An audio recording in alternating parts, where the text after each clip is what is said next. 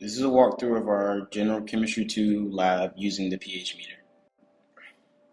The materials we needed are listed above and they're shown also throughout the video, recording us how to... Now you got it. You can voice over like captions. Yeah. Boom. First, we start by priming the pH meter. Let me know when. You have to unscrew the cap, push the cap up so it doesn't damage the bottom part. And you rinse it off with the deionized water into the waste beaker. And then we move over and with the Chemtech wipe, we dry off the deionized water off the end point, making sure to get everything off of it. And then we put it into our buffer 7 solution. Calibrate. And then on the pad, we go over to system, calibrate pH, and we do a two-step calibration. And for our first solution, we put in 7 for the pH. And then we repeat the process of washing it off with the deionized water, then drying the end with the Chemtech wipe.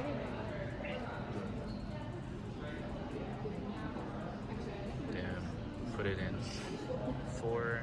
And then we place it in the buffer 4 solution. Calibrate. And then along the same lines, put 4 in for the pH.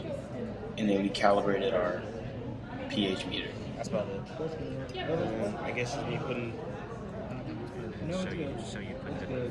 And then after we calibrated it, we would wash it off with deionized water, wipe it down with the Chemtech wipe, and put it in the deionized water when we're not using the pH meter. And for reference, these are all my group members doing the same exact thing, performing their pH meter.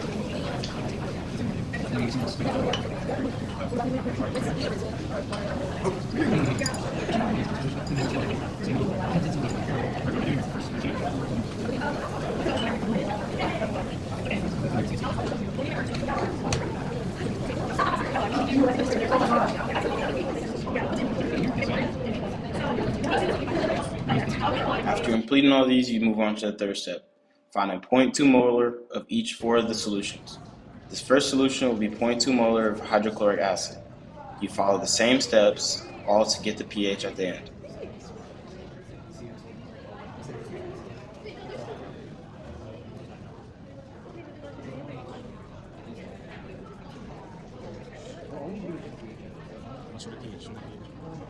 That's acidic. Ooh, that's acidic.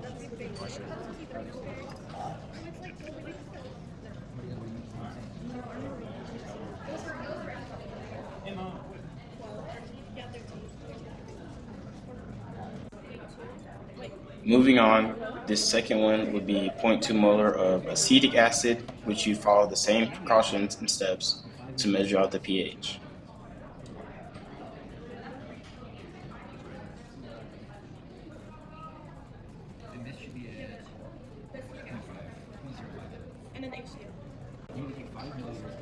Once again, you follow the same precautions and procedures to measure out the pH of this solution, which is NaOH.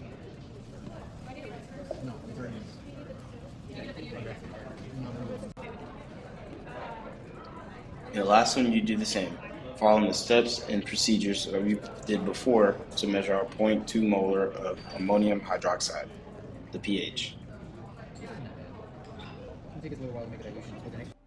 These will be our results that we gathered from experiment 1. Go ahead. So a strong acid will dissociate completely into water, while a weak acid will only partially dissociate, about 5%. And for the weak acid, this will cause the reaction to go forward and reverse in equilibrium. While for the strong acid, it'll just go forward. Boom. One way we can minimize this effect is by using a buffer, which will mix the weak and conjugate base.